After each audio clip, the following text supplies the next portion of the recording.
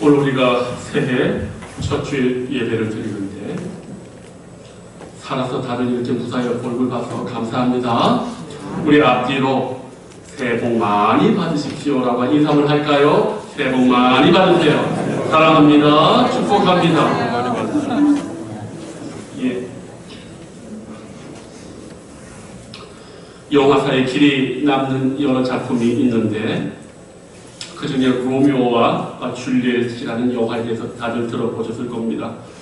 이 영화가 유명한 이유는 셰익스피어의 문학 작품을 영화한 것도 있지만 이 작품에 캐스팅된 그 여자 주연 배우 올리비아 하세의 아름다운 미모도 크게 한몫을 했습니다. 당시 17세의 나이에 이 여우 주연 역할을 했는데 참 그 청순하면서도 아름다운 모습을 보여주었습니다. 이 영화가 크게 히트했고요. 나중에는 이 영화의 유명세를 발판받아서 나중에 이 여배우가 뒤이어 나사렛 예수라는 영화에서는 성모 마리아의 역할도 하게 됩니다. 그런데 이 여배우와 관련해서 다른 사건들도 아주 호사가들과 일반 대중의 입에 오르내리는 사건과 일이 있었습니다. 이 여배우가 인기가 있고 아름다우니까 수많은 남자들이 이 배우를 좋아해서 청혼을 했어요.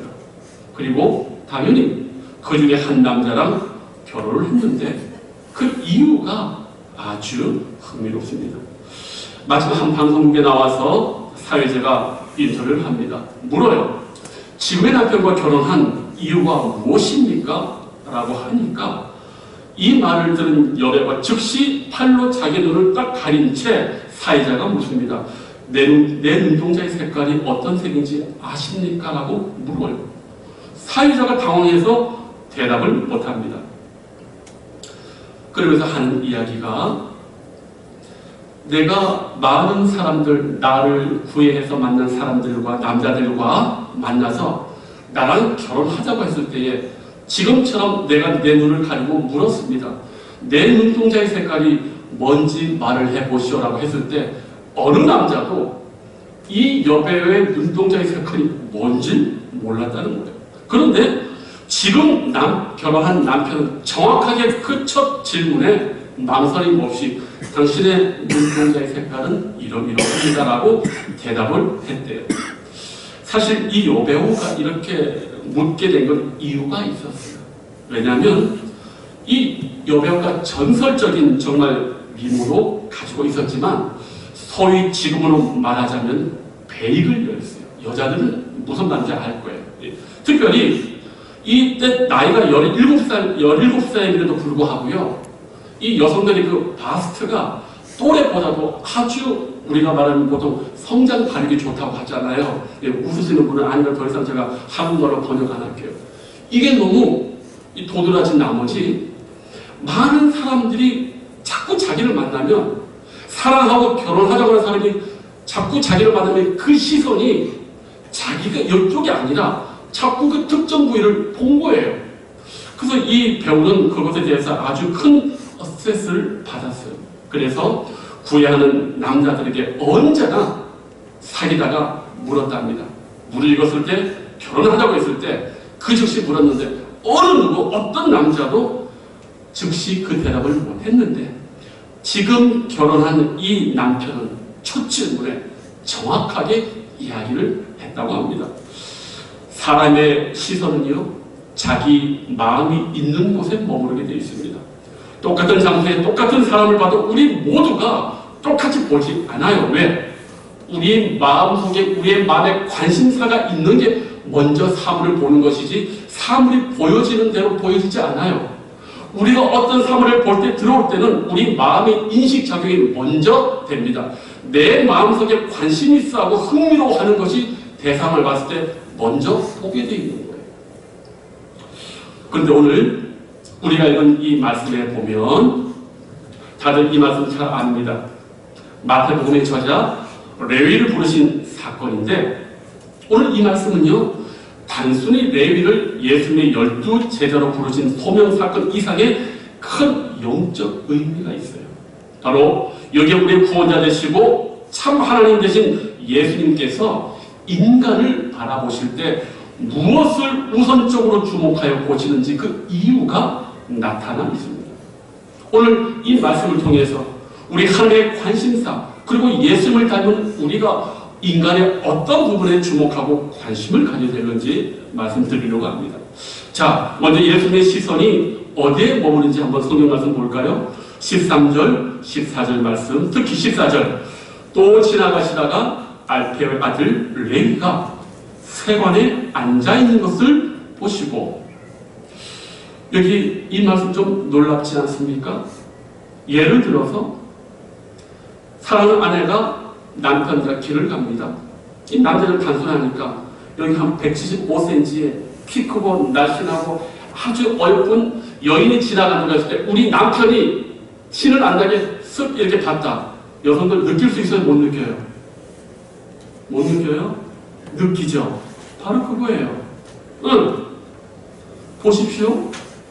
지금 정결하시고 거룩하신 우리 예수님이 누구를 지금 보고 계십니까? 은혜가 충만한 사람을 보신 게 아니에요. 기도하는 사람을 보시는 게 아니에요. 거룩한 사람을 보시는 게 아니에요. 이때 당시 유대인들에게 죄인 중에 괴수라고 불리는 유대교에서 지옥에 마땅히 떨어질 자 나라를 팔아먹는 매국노라고 하는, 실제로 과도한 세금을 부여해가지고 안 그래도 힘든 유대의 백성들의 등을 쳐먹는 아주 악명 높은 세리를 거룩하신 예수님께서 보고 계시다는 사실이에요. 이거 쉬운 문제가 아닙니다. 거룩한 하나님의 말씀 선지자로 불려주시는 분이 그 정결한 눈으로 죄인 중에 죄인이라고 일컬어지는 그 사람을 한 것을 이렇게 보셨다? 쉬운 말씀이 아니에요, 이거는. 게다가요, 이 레위가요, 단순한 세리가 아니었어요. 이때 당시 세리는요, 두 종류의 세리가 있었습니다. 한 부류는 집집마다 세금을 거들어 다니는 일반적인 세리였고, 다른 한 부류는 지금 레위처럼 세관에서 세금을 직접 매기면서 세금을 부여하는 세금 관리자인 세리가 있어요. 그런데 유대 사회에서 가장 저주와 원망의 대상이 누구냐 하면 이 레위같이 세금의 관리자로서 세금을 자기 마음대로 부여하는 사람들이었어요. 이들이 왜 이렇게 악명이 높았느냐? 이때 당시 이들의 횡포가 얼마나 심했냐면 이 권한을 가지고 자기의 주머니를 불리려고 말도 안 되는 일에 온갖 세금을 다 이렇게 붙인 게 유대문에는 나와요. 들어보십시오.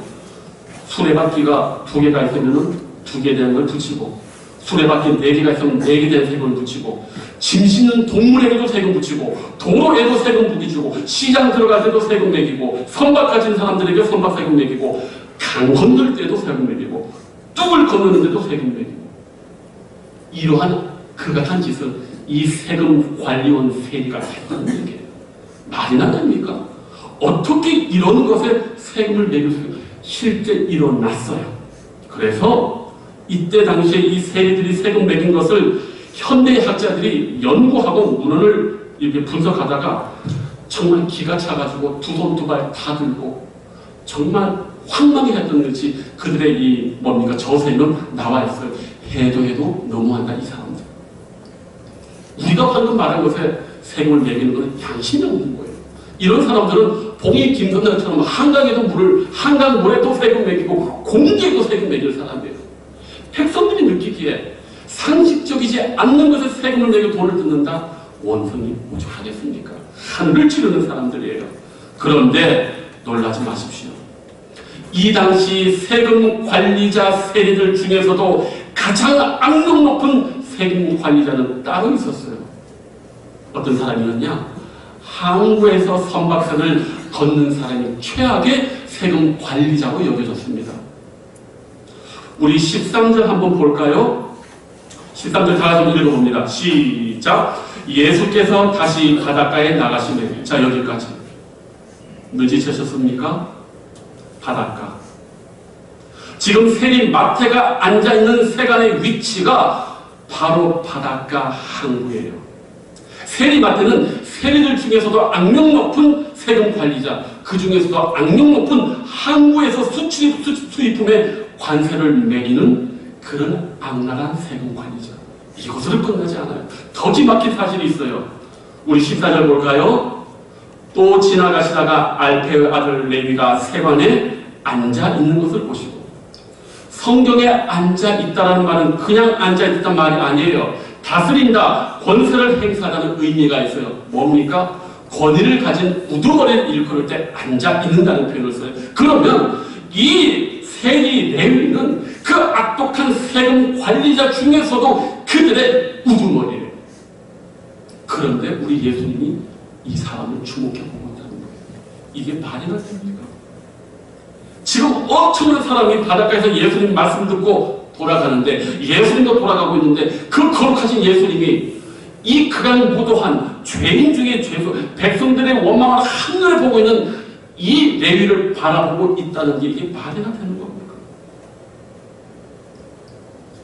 이 14절 한 절에 이렇게 어마어마한 백성들의 충격이 들어있는 거예요.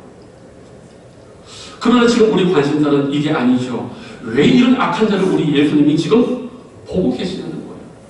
왜 이런 자에게 주의와 관심을 두시느냐는 거죠. 이 말씀에는 더 이해가 안 되는 게 또 있어요. 뭡니까? 예수님이 보시고 나를 따르라 하시니 세리 레위가 일어나서 따랐다. 이게 쉬운 말씀인 것 같으세요? 이 말은 세리로서의 직업을 완전히 내버리고 예수님 따른다는 얘기예요. 더 쉽게 말하면 돈방석의 자리를 단번에 내팽개치고 예수님 따른다는 거예요. 이게 쉽게 이해가 돼서요. 오늘 처음 본 30대의 젊은 선지자 랍비라고 읽어주는 사람이 생명부지의 레위를 이렇게 보고 너 날 따라와라. 너 지금 있는 걸 다 처분하고 나 따라와라. 그러니까 한 번에 순종했다. 이게 쉽게 이해가 되세요? 그런데 여기 보면 이 말씀을 이해할 수 있는 배경이 이 말씀 속에 또 나와 있어요. 17절 말씀 볼까요? 예수께서 들으시고 그들에게 이르시되 건강한 자에게는 의사가 쓸데없고 병든 자에게 쓸데있느니라. 나는 의인을 부르러 온 것이 아니요 죄인을 부르러 왔다. 이 말씀에서 우리가 추측할 수 있는 게 있습니다. 무엇입니까? 예수님께서 지금 레위를 보실 때 병든 자와 죄인으로 보고 계시고, 문제는 레위 자체도 자기 스스로를 병든 자의 죄인으로 느끼고 있었을 가능성이 농후해요. 왜 그러한지 제가 지금부터 말씀드리려고 합니다. 자, 지금 레위가요, 세강 근처 바닷가에 오늘 예수님이 오셨는데 처음 오셨습니까? 다시 오셨습니까? 보세요. 예수께서 다시. 지금 이 장소, 레위가 있는 이 세금 근처 항구에 예수님 오늘 처음 오신 게 아니에요. 오늘 포함해서 최소 2번 이상 오신 거예요. 이해되시죠? 그렇다면 이것이 두 번째라고 해도 엄청난 수리의 무리가 예수님을 따라갔을 때에 저 바닷가에서 예수님 설교하실 때 들렸을 수도 있고 안 들렸을 수도 있어요. 그러나 저는 들릴 수 있다 봐요. 왜? 산상수훈에서 우리 예수님이요 설교하실 때 담장은 5,000명이에요. 포함되지 않는 여자, 어린애, 노인 합치면 최소 15,000명에서 2만 명인데 그때 모든 사람들이 들었다고 얘기하고 있어요. 실제로 부흥의 역사 때 요한 웨슬레라든가 조지 히필드 그리고 스펄전 목사님이 몇천 명을 두고 설교할 때 다 들었다고 얘기하고 있어요. 그럼 우리 예수님 그냥 한량이 아니에요. 강력한 메시지를 전했기 때문에 벌써 최소 2번 이상 이 바닷가에서 전하시는 예수님에 대해서 레위가 모를 리가 없어요.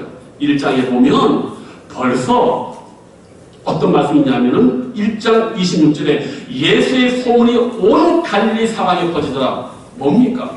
벌써 예수님의 말씀 이적이 다 퍼져 있고, 그렇다면 레위가 예수님이 전한 말씀과 이적을 몰랐겠습니까? 그 영혼을 후벼파는 그 하나님의 말씀을 이 레위가 몰랐을까요? 알았을 거라고 저는 봅니다.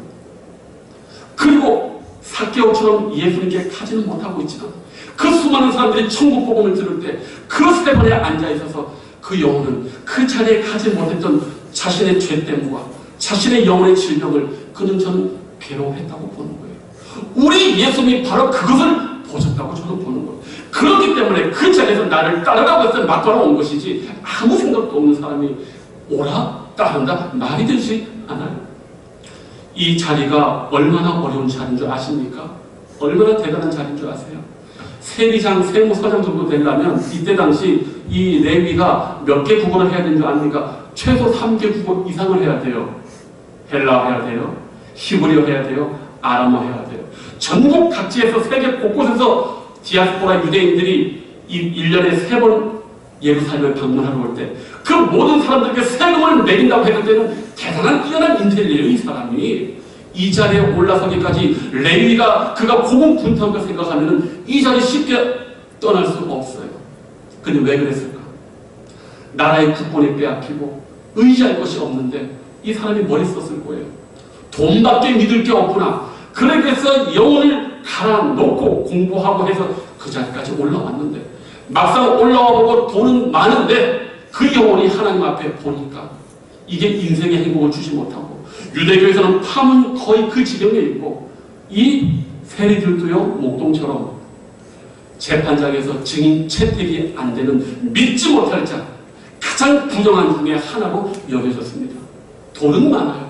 자기가 원하는 삶의 자리에 이르렀지만 그 영혼에 평안함이 없고 죄의식 무엇보다도 살아계신 하나님의 아들의 저 지척에서 말씀을 전할 때 천국 복음을 전할 때에 그 영혼은 대단히 고통 가운데 아픔 가운데 근심 가운데 있었다고 보여집니다.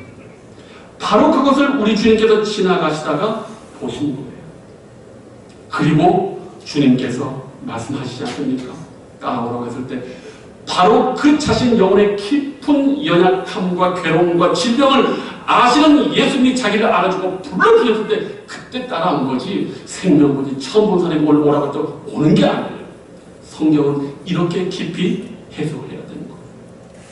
사랑하는 성도님들, 오늘 우리 예수님께서 지금 지나가시다가 어느 누구도 관심 들지 않고 어느 누구도 부정하고 경멸했던 대상 이 레위의 모습을 보았을 때 그의 겉모습을 본 게 아니에요. 그 영혼의 깊은 절망, 죄의식, 영혼의 질병에 신음하는 그 사람의 속사람을 보신 겁니다. 예수님의 시선은 사람의 겉모습에 있지 않습니다. 우리 예수님의 시선은 하나님 아버지와 같이 외모가 아닌 우리 영혼의 중심부를 늘 꿰뚫어 본다는 사실이에요. 여호와께서 사무엘에게 이르시되 그의 용모와 키를 보지 말라. 내가 보는 것은 사람과 같이 아니하니 사람은 외모를 보거니와 나 여호와는 중심을 보느니라. 하나님 앞에 나올 때에 속일 수 없어요. 아무리 예쁜 옷, 아무리 화장을 해도 우리 하나님은 그거 안 봐요. 내 영혼의 깊은 마음의 중심을 보고 계세요. 오늘 이 말씀은 우리에게 얼마나 위로가 되는지 몰라요. 우리 영혼의 깊은 곳에 있는 절망과 괴로움과 소망 누구보다도 보시고 이해하시는 분이 우리 하나님이시고 예수님이라는 사실이 얼마나 우리에게 위로가 됩니까? 다른 누구에게 위로받아 생각하지 마세요. 그냥 있는 모습 그대로 나오는 대로 우리 주님은 내 영혼의 깊은 모든 문제를 한 번에 알아보셔요. 내가 기도하기도 전에 무슨 기도할지 다 아신다고 성경 말하고 있지 않습니까? 하나님 앞에 나와서 기도 오래 안 해도 된다. 다 알고 계신다. 그저 나와서 아버지라고 부르기만 해도 돼. 문제는 나오지 않는 게 문제예요. 나오지 않는 게 문제야. 사랑하는 성도님들, 내 마음의 깊은 영혼의 한숨과 괴로움을 보시는 그 하나님이 오늘도 나를 보고 계시다는 사실 위로받으시길 바랍니다. 또 한 가지 우리는 이 말씀 속에서도 우리가 전도할 사람들이요, 겉으로는 이 레위처럼 떵떵거리고 잘 살고 있지만 그러나 그 영혼이 예수 그리스도를 영접하지 못한 영혼이라 한다면 예외 없이 자신의 영혼이 질병이 있고 잘못되었다는 것을 끌어안고 있는 사람인 것을 우리가 기억하셔야 돼요. 그래서 우리가 그들에게 필요한 것입니다.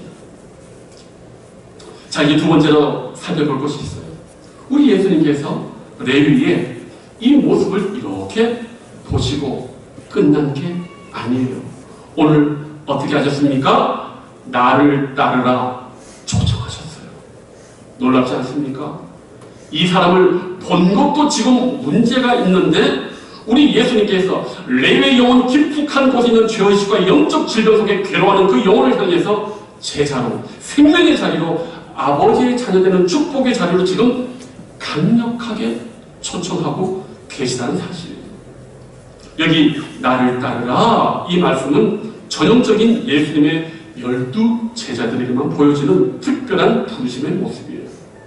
그런데 여기 우리 예수님의 위대한 복음의 메시지가 있습니다. 예수님께서 사람을 초대할 때, 하나님의 백성으로 초대할 때 의인, 악인, 빈부귀천, 남녀 어떤 차별도 존재하지 않습니다. 유대사에서 대표적인 경멸의 대상인 이 세리, 이들은요 사실은 소외되었어요. 그런데 우리 예수님께서 이 사람을 지금 그냥 초청하시는 거예요. 우리 기독교의 특권이자 의무가 무엇인 줄 압니까? 모두를 초청해야 되는 거예요. 어느 누구도 초청할 수 있는 게 우리 교회고 기독교인의 특권이에요. 우리는 초청하는 자, 이 거저 주시는 은혜, 어떤 죄라도 용납하는 은혜의 하나님께로 모든 자를 초청하는 것이 우리의 사명이에요. 입 닫고 있으면 안 돼요. 이사야에서는 이렇게 말하지 않습니까? 너희 목마른 자들아 물로 나오라. 돌 없는 자도 오라. 목마른 사람들은 물 사 먹어야 돼요. 필요 없다는 거예요. 생수의 근원 대신 하나님의 말씀이 있고 은혜가 있는 자세 그냥 오라는 거예요. 이미 이사야가 말하고 있습니다. 이 초청을 우리가 할 수 있는 거예요. 예수 믿은 것처럼. 여기는 우리가 어떤 특별한 지식과 우리가 준비될 것이 없어요. 내가 저 사람 어떤 말씀을 가지고 어떻게 예수 믿는 사람 만들겠다. 오해예요. 그럴 필요가 없어요. 와보시오. 우리 희락교회에 와보시오. 예배 드려보시오. 이것으로 끝나는 거예요. 그다음부터는 하나님이 하신 거예요. 우리는 그저 초청만 하면 돼요. 문제는 초청을 안 하는 게 문제지. 이 사람은 우리에게 도움이 안 되겠다. 이 사람은 오면 안 되겠다. 아니요. 그렇게 하시면 안 돼요. 세리조차도, 이 악명 높은 세리조차도 예수님이 나를 따르라고 했는데 우리가 무슨 근거와 무슨 자신감으로 우리가 감히 따르라고 얘기할 수 있겠어요? 그렇지 않아요. 모두 다 초청해야 돼요. 오늘 저는 우리 교회 표 오른쪽에 보십니까? 성령 충만으로 선교하자. 우리는 이제부터 다른 거 없어요. 그냥 용기 내서 교회로 초청하면 돼요. 와보시오. 우리 교회 한번 와보시오. 예배 드려보시오. 하나님 만나셔. 초청만 하면 되는 거예요. 그게 전도입니다. 무슨 사역을 가지고 그 사람 뭐 회개시키고 그런 건 우리의 권한이 아니에요. 그건 하나님이 하신 일이에요. 우리는 그저 교회 한번 가자. 우리 목사님 설교 한번 들어봐라. 이거면 끝나는 거예요. 뭘 더 하려고 해요? 초청만 하시면 돼요. 오늘 예수님께서 바로 그것을 보여주셨습니다. 오늘 레위에 한 것처럼 우리도 이 위대한 초청과 환대의 말을 우리 주의 불신자들에게 이 하나님의 교회가 그것을 해서 정말 가득 차는 은혜가 있었으면 좋겠습니다. 자, 이제 마지막으로 살펴볼 것이 있어요. 이런 예수님의 초청에 레위가 어떻게 반응을 했을까? 대단히 중요합니다. 왜? 오늘 이 말씀은 복음을 영접하고 그리스도를 그 영혼 가운데 모셔드린 사람들에게 보여지는 전형적인 신앙의 반응. 구원받은 사람이 복음을 영접했을 때 그가 참 구원을 받았다는 증거가 무엇인지를 오늘 이 말씀이 정확하게 보여주고 있어요. 이 말씀은 허투루 들으면 안 돼요. 자, 놀랍게도 이 위대한 초청을 받은 세리 마태가 예수님의 부르심에 어떻게 응답을 하냐 하면 다른 것으로 끝나지 않아요. 뭐 합니까? 큰 잔치를 베풀어요. 잔치가 어떤 겁니까? 기쁨을 나타내는 거예요. 잔치를 여는 사람, 그 가정, 그 집에 기쁨을 나타내는 게 잔치입니다. 지금 레위는 예수님의 초대, 복음의 초대, 용서의 초대를 받아들이자마자 그 영혼 속에 기쁨과 해방과 자유함이 넘쳐가지고 잔치를 예수님에게 베푼 거예요. 그런데 여기 더 주목해야 할 것은 그 감사와 기쁨을 예수님 한 분에게만 하는 게 아니에요. 엄청난 사람들이 몰려있습니다. 15절 말씀. 그의 집에 앉아 잡수실 때에 많은 세리와 죄인들이 예수와 그의 제자들과 함께 앉아 있었다. 이게 놀랍지 않습니까? 이제까지 레위에게 타인은 자기가 아닌 타인은 모두 다 수탈과 압제의 대상인 거예요. 내 주머니를 채워줄 그저 도구수단으로 밖에 안 돼요. 레위에게 자기 자신이 아는 모든 사람은 그저 그 주머니에서 돈을 빼내서 자기의 주머니를 가득 채울 수 있는 그런 수단밖에 안 되는 사람들인데, 지금 레위가 무슨 일을 합니까? 이 기쁨을 가지고 그 기쁨을 전하려고 다른 사람들을 전부 다 초청하고 있는 거예요. 이제까지는 어떤 사람들에게도 관심을 두지 않았는데 자기 자신에게 향했던 관심을 다른 모든 사람들에게 두기 시작하는 겁니다. 이제 자기 자신과 자기 자신의 안위에만 눈을 돌렸던 사람이 다른 사람의 영혼을 기쁘게 하는데 관심을 두고 많은 사람을 초청했다는 사실이에요. 이것이 바로 복음을 얻은 자, 구원을 경험한 자, 진리를 경험한 자의 특징이에요. 내 영혼 속에 기쁨과 진리가 들어오면 내 자신으로 끝나지 않아요. 내가 받은 기쁨과 이 복음의 기쁨을요, 다른 사람들에게 전하지 않고는 배길 수 없는 거예요. 내가 얻은 이 축복, 나만 가지지 못하는 것이 바로 이 그리스도인의 모습인 겁니다. 레위가 이것을 정확하게 우리에게 보여주는 거예요. 잔치를 그 은혜를 주신 주님께만 한 게 아니고 모든 죄인이라고 불리는 모든 사람들도, 나와 같이 죄인으로 불리던 사람들을 모두를 불러다가 간증하고 함께 잔치를 배설하는 거예요.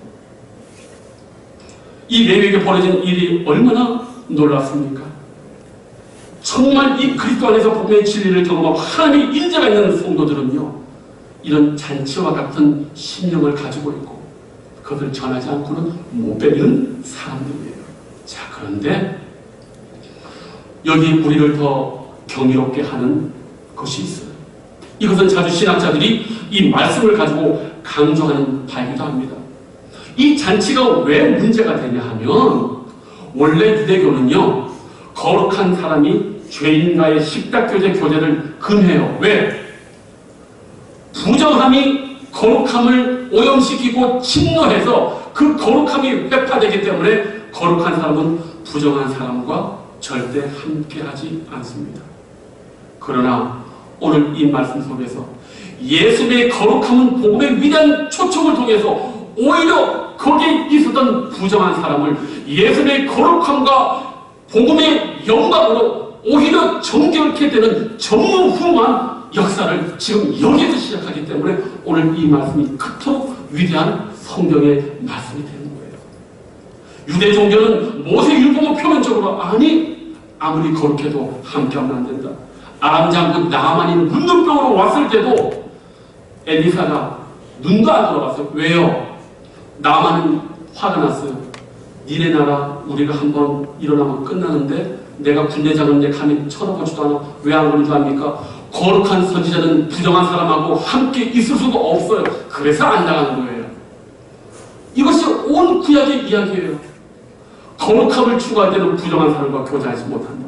그런데 오늘 예수님은 유대 종교의 한계를 뛰어넘고 율법을 완전히 합니다. 보여주겠다. 거룩함이 부정한 자들을 얼마나 거룩하게 하는지 이 말씀에서 오늘 보여주고 계시는 거예요.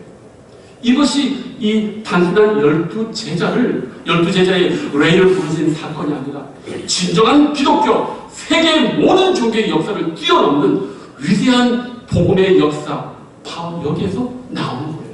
이해되십니까? 사랑하는 성도님들, 그렇기 때문에 오늘 우리는 이 말씀을 통해서 우리의 생각의 사고의 패턴을 바꿔야 돼요. 나의 거룩함과 내가 가지는 복음의 위대함은 저 회개하지 못하고 죄 많은 사람을 거룩하게 할 수가 있어요. 우리는 그런 능력을 오늘 예수님께로 부여받았다는 사실이에요. 세상의 많은 종교는 당신이 우리가 믿는 신에 대해서 구원받고 축복받으려면 그만한 자격 조건을 가지고 나와야지 우리가 받아들이고 복을 받는다고 하면 기독교는 그게 아니에요. 오라! 그대로 오는 거예요. 그리고 하나님의 축복과 은혜를 경험하게 되면 그들이 거기에서 회개하게 되고 거기에서 거룩하게 되는 게 바로 오늘 이 기독교의 이 모습을 우리 예수님이 정확하게 지금 세리 레위에게서 보여주고 있습니다. 이게 얼마나 영광스럽습니까? 저는 오늘 사실 이 말씀을 여기에서 끝내고 싶었어요. 그런데 오늘 이 축복스럽고 영광스러운 이 말씀 속에 또 하나님은 경고의 말씀을 주고 계세요. 저는 인간적으로 이 말씀 안 전하고 싶은데 말씀이 있기 때문에 뺄 수 없어요.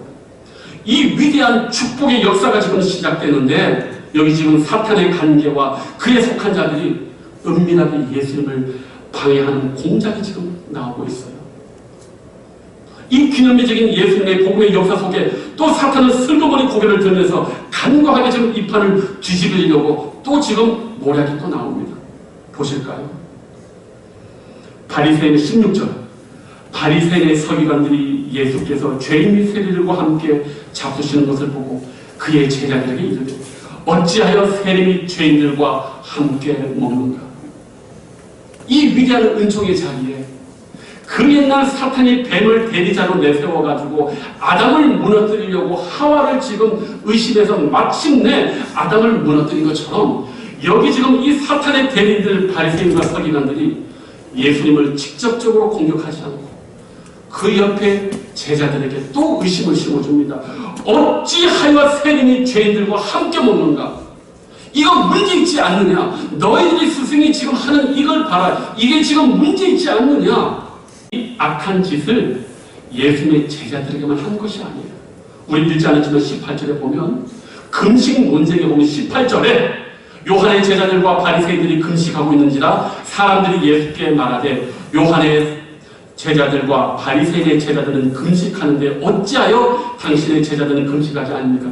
이 평행공은 누가복음에 보면은 이 질문을 한 사람들이 세례 요한의 제자들이에요. 이게 말이 됩니까? 그들의 스승 세례 요한은 바리새인들이 서기관들이 세례를 받으러 왔을 때 독사의 자식들아, 마귀의 자식들아, 사탄의 자식이라고 저주를 했는데 지금 이 금식 논쟁에 물으러 온 사람이 바리새인의 제자들과 세례 요한의 제자들이 같이 온 거예요. 둘은 어울릴 수가 없는데 바리새인의 제자들이 묻는 거예요. 니네 스승 귀신 들린 것처럼 어째 맨날 저렇게 금식하냐? 이상하지 않냐? 금식은 원래 이렇게 하는 그 어리석은 세례 요한의 제자들이 여기에 포섭이 된 거예요. 아시겠습니까? 언제나 간교한 자들은 이런 식으로 협잡을 하는 거예요. 그런데 놀랍게도 이 방법이요 예수님의 제자들에게는 먹히지가 않았어요. 우리가 왜 제가 이 말씀을 드립니까? 위대한 하나님의 복음의 역사가 시작될 때 언제나 악한 사탄의 계략이 늘 도사리고 있는 거예요. 거기에 우리가 속으면 안 돼요. 악한 자들, 간교한 자들, 투명하지 못한 자들, 뒤에서 계략을 꾸미는 자들과는 우리가 함께하면 안 돼요. 왜? 복음의 역사가 방해되기 때문입니다. 그렇기 때문에 우리는 늘 영적으로 깨어 있어야 되고 성령이 주시는 판단력 속에 있어야 돼요. 오늘 우리가 함께하는 사람들의 면면을 보세요. 그 구분이 뭐가 어려워요? 만났을 때 무슨 얘기 하십니까? 하나님을 예배하고 말씀을 나누고 진리에 감동하는 자입니까? 대화의 주제가 하나님과 천국, 전도와 선교, 기도에 힘씁니까? 아니면 이상한 얘기하는 거예요. 그거 하나 보면 알 수가 있는 거예요. 우리에게 남겨진 인생의 시간이 많지 않습니다. 그런 사람들과 어울리지 마세요. 어찌하면 하나님을 기쁘시게 할까? 제가 노회나 우리 남양주 이렇게 여행에 가보시면 교회들이 다 고만고만해요. 하늘 작아요. 근데 그 목회자들이 무슨 얘기 하는 줄 아세요? 여기까지 어떻게 하면 하나님을 기쁘시게 할까? 특히 여성 목회자들이요. 우리 하나님 시찰의 그 여성 목회자들이 제가 작년에 4분을 만났는데 한 번 모임이 있어서 이렇게 같이 갔는데 이 4분의 여자 목사님들이 뭔 얘기 하는 줄 아세요? 목사님, 우리는 지금 시작이지만 이 마지막 시대에 어떻게 하면 하나님을 기쁘시게 할까? 그걸 고민한다는 거예요. 얼마나 귀해요. 얼마나 가슴이 뜨거워지는지 몰라요. 성도님들 만났을 때 주로 어떤 이야기하는 사람들하고 만납니까? 이 세상은 시간이 많지 않아요. 아끼십시오.